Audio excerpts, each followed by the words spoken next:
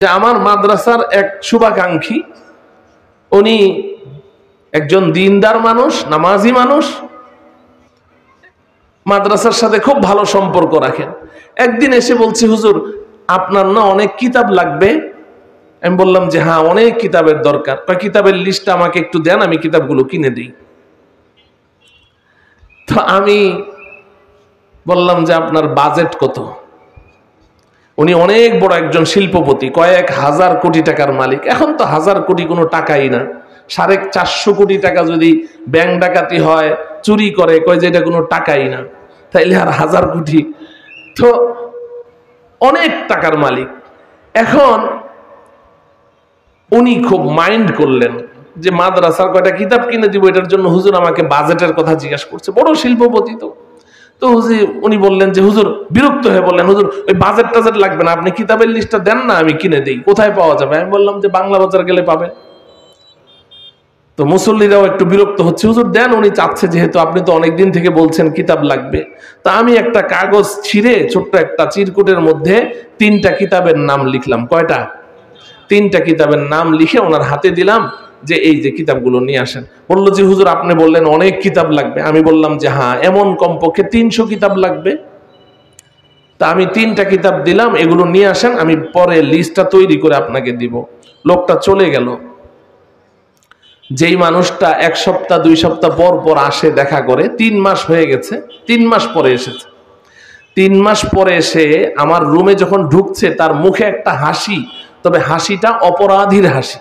অপরাধীদের একটা হাসি আছে না নাই? নিজের অপরাধ ঢাকার জন্য হাসে।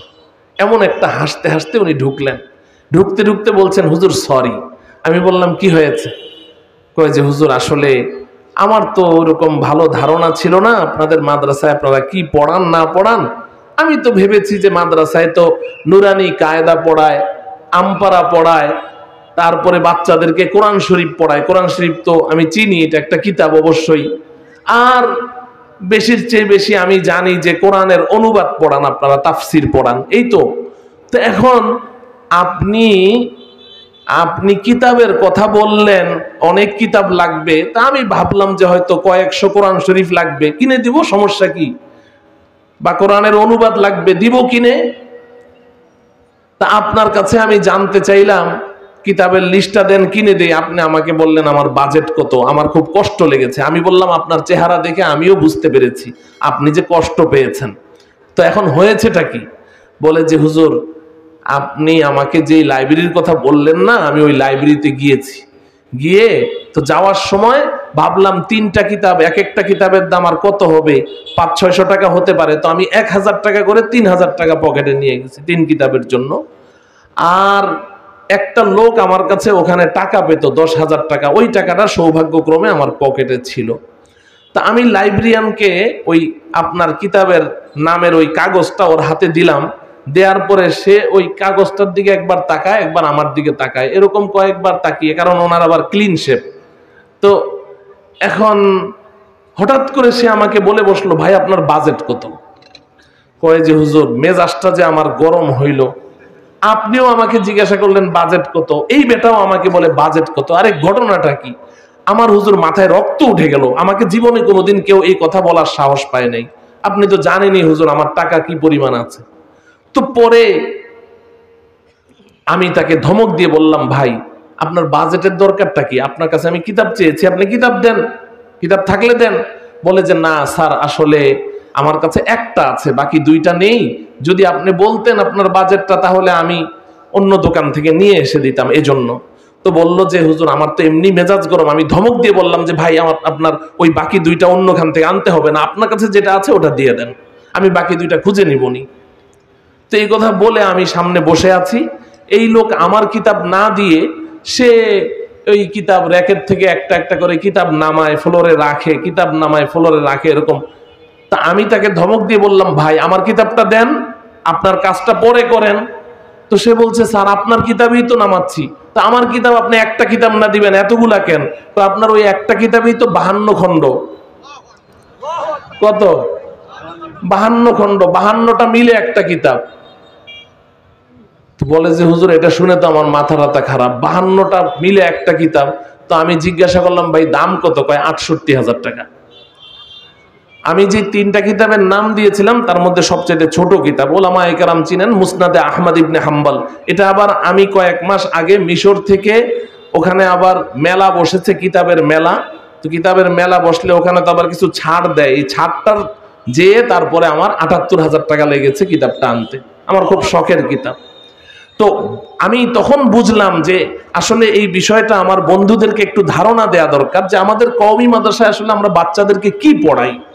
এটা যদি বুঝেন তাইলে ওই আয়াত আর হাদিসের কন্ট্রাডিকশন বুঝে যাবেন। শোনেন, দ্বীনি শিক্ষা এটা 3টা স্তর। কয়টা স্তর আমার সাথে বলেন, সময় খুব কম। দ্বীনি শিক্ষার কয়টা স্তর? প্রাথমিক স্তরের দ্বীনি শিক্ষা বলেন,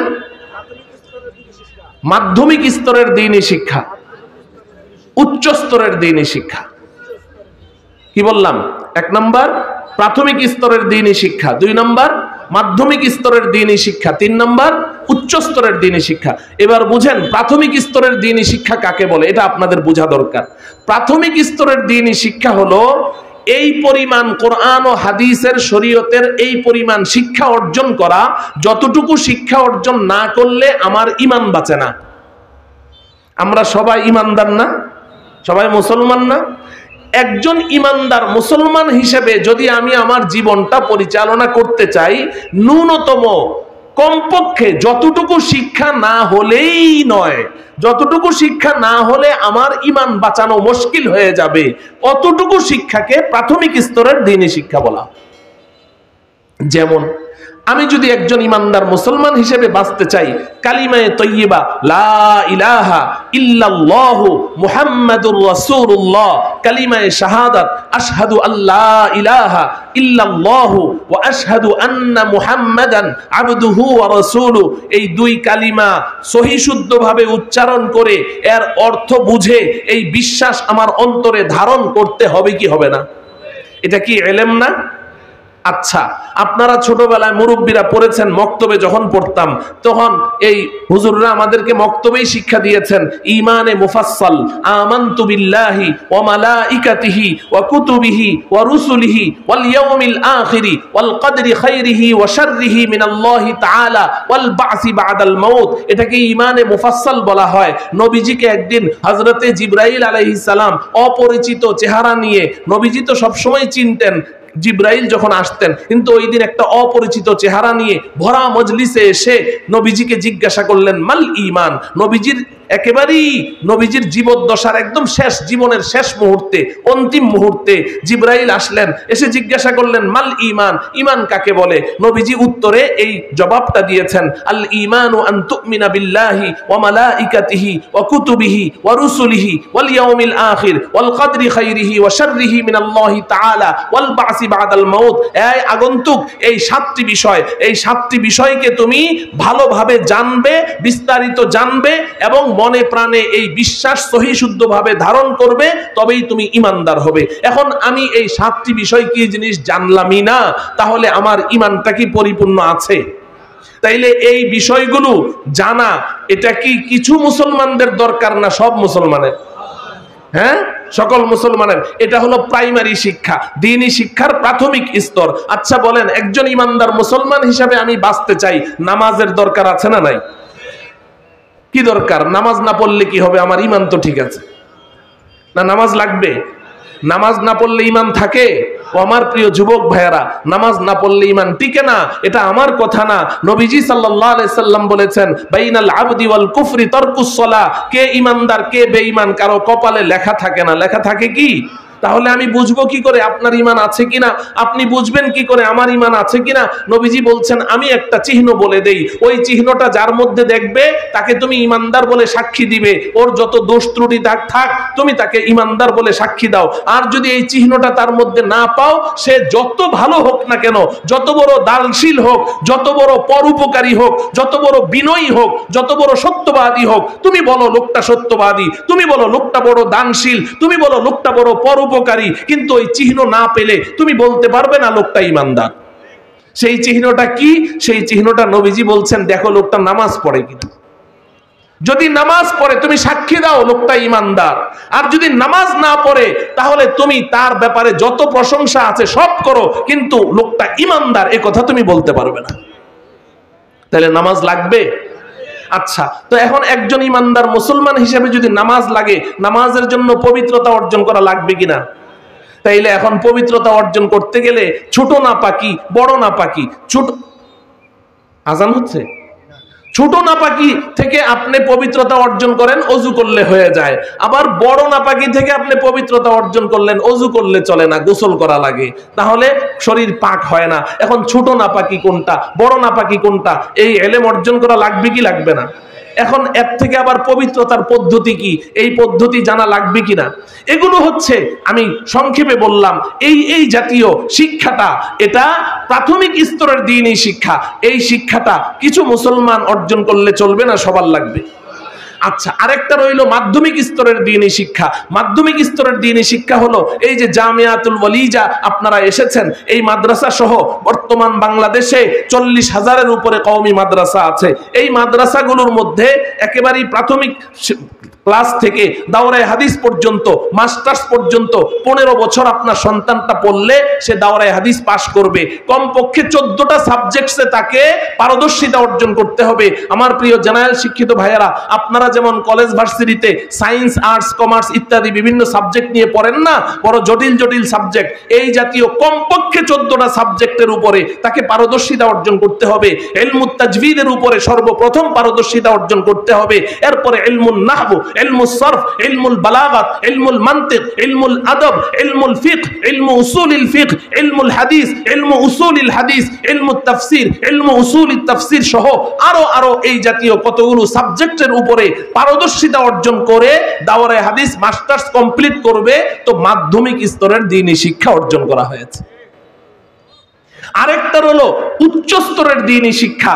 এটা হলো দাওরায়ে হাদিস থেকে যারা পাশ করছে এদের মধ্য থেকে মেধাবী এবং কিতাবের মনোযোগী ছাত্রদেরকে আমরা বাছাই করে তাদেরকে বিভিন্ন বিষয়ের উপরে আমরা পিএইচডি কোর্স করিয়ে থাকি।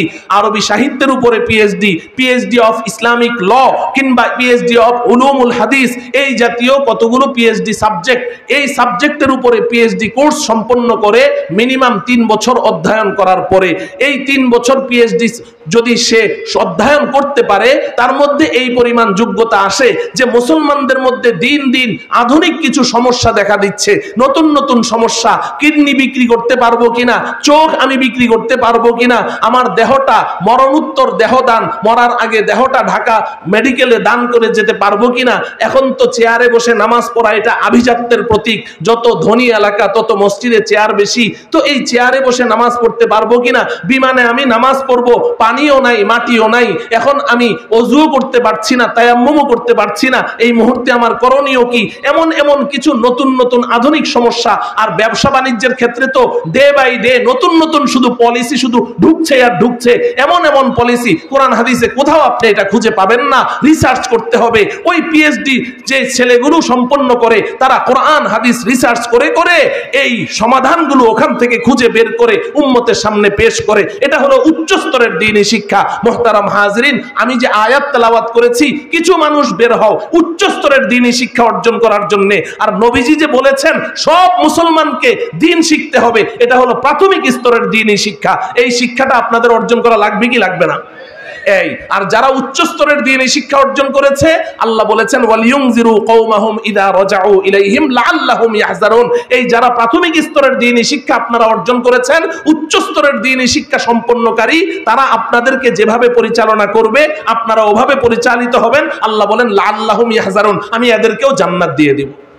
আল্লাহ রব্বুল আলামিন আমার এই সাদা মাথা বিক্ষিপ্ত কথাগুলো বুঝে আমাদেরকে আমাদের ভবিষ্যৎ পরিকল্পনা নির্ধারণ করার তৌফিক দান করুন। ওয়া সাল্লাল্লাহু তাআলা আলা সাইয়্যিদিনা মুহাম্মদ ওয়া আলা আলিহি ওয়া আসহাবিহি আজমাইন। আসসালামু আলাইকুম ওয়া রাহমাতুল্লাহি ওয়া বারাকাতুহু। আলহামদুলিল্লাহ, মাশাআল্লাহ।